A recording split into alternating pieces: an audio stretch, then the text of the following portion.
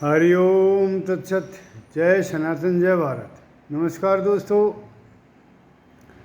पिछली वीडियो में मैंने बताया था भाई सुषुम्ना स्वर के बारे में। तो क्या है ये सुषुम्ना स्वर? तो जो लोग ध्यान प्राणायाम इत्यादि करते होंगे उनको तो भली भांति जानकारी होगी कि सुषुम्ना स्वर क्या है। जिन लोगों को नहीं पता उनको मैं बता रहा हूँ जी। सुषुम्ना स्वर जो हमारी रीढ़ की हड्डी है,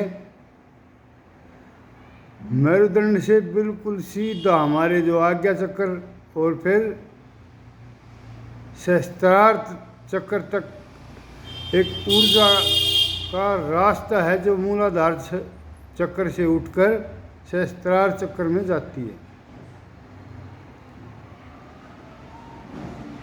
अब एक है ईड़ा, एक है पिंगला, या इसको सूर्य नाड़ी चंद्र नाड़ी भी कह सकते हो। तो जैसे सूर्य नाड़ी ये राइट साइड की है, चंद्र नाड़ी ये लेफ्ट साइड की है, इसी प्रकार इनको ईड़ा पिंगला भी बोलते हैं। तो जब तक हमारा सुषुम्ना स्वर नहीं चलेगा तब तक हम ध्यान की गहराइयों में नहीं जा सकते।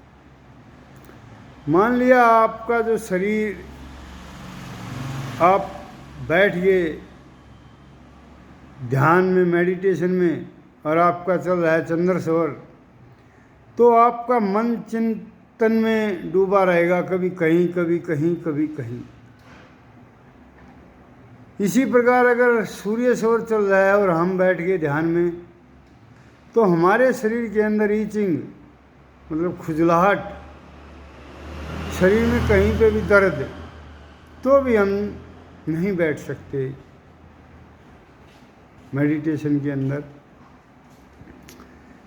और जैसे ही दो ये हमारी सुषुम्ना सूर्य और चंद्र नाड़ी समानांतर चलती है तो समझिए हमारा सुषुम्ना स्वर चल गया।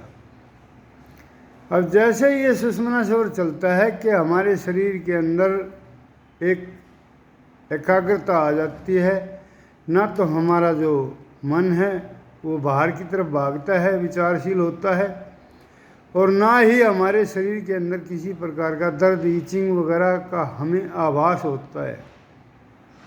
और जब तक ये सुषुम्ना स्वर चलता रहेगा आपको ध्यान करने में कोई कठिनाई नहीं होगी, ना ही आपके शरीर के अंदर किसी प्रकार का दर्द होगा। और आप इस तरीके से सुषुम्ना में प्रवेश कर जाओगे। अब बहुत से मेरे भाई योग गुरु बताते हैं भाई सुषुम्ना स्वर चलाने के लिए, मतलब अगर दोनों नाक आपकी समानांतर नहीं चल रही तो उसके लिए क्या करना चाहिए। कुछों ने डंडा आसन बताया, भाई इस कांख के नीचे डंडे को ऐसे दबाओ तो आपका जो मान लिया सूर्य स्वर है वो चलना स्टार्ट हो जाएगा। इसी प्रकार कुछों ने बताया कि भाई एक बॉल ले लो, जैसे ये मुस्कान बॉल है, उसको इस कांख के नीचे दबाओ, अच्छी देर दबाने से आपका सुषुम्ना स्वर चल जाएगा। लेकिन कुछ तो शायद इस प्रकार से सुषुम्ना स्वर खोल जाते हैं, लेकिन कुछों का स्वर जिद्दी होता है, जिद्दी। वो कितने ही प्रयत्न कर लो आपका सुषुम्ना स्वर चलेगा नहीं। तो जिन भाइयों का सुषुम्ना स्वर जिद्दी हो गया ना, जिद्दी, उनके लिए मैं बता रहा हूं कि कुछ तो हनुमान दंड, आपने श्वास रोकना है। जब थकने लगो तो मुंह से श्वास भरो और नाक से छोड़ो। कुछ देर रनिंग करो। रनिंग करनी है 8 का जैसे सर्कल होता है ना, 8 बना होता है उस सर्कल में, क्योंकि उसमें एक बार हमारे लेफ्ट पैर पे जोर पड़ेगा, एक बार हमारे राइट पैर पे जोर पड़ेगा। और कुछ देर रस्सी जंप करो, मतलब हल्की फुल्की एक्सरसाइज। आप देखना मात्र 5, 6, 10 मिनट के अंदर अंदर आपका सुषुम्ना स्वर चल जाएगा। तो इसी प्रकार कंटिन्यू अगर हम इसको करते रहेंगे तो धीरे धीरे ये एकाग्र नहीं चलना शुरू हो जाएगा और हमारा जो मन है वो दाएं बाएं घूमता है, वो एकाग्र होना शुरू हो जाएगा। अब इसके साथ साथ फिर हम प्राणायाम भी करते हैं। प्राणायाम में जो हमारे इन शवरों को खोलने के अंदर कुछ तो अनुलोम विलोम बताते हैं, लेकिन में सबसे कारगर जो प्राणायाम है वो है भस्त्रिका। भस्त्रिका से दोनों नासिका जो तंत्र हैं, इन छिद्रों से हम जोर से फोर्स से श्वास छोड़ते हैं, तो ये सूर्य चंद्र नाड़ी को दोनों को ही एक्टिवेट करता है।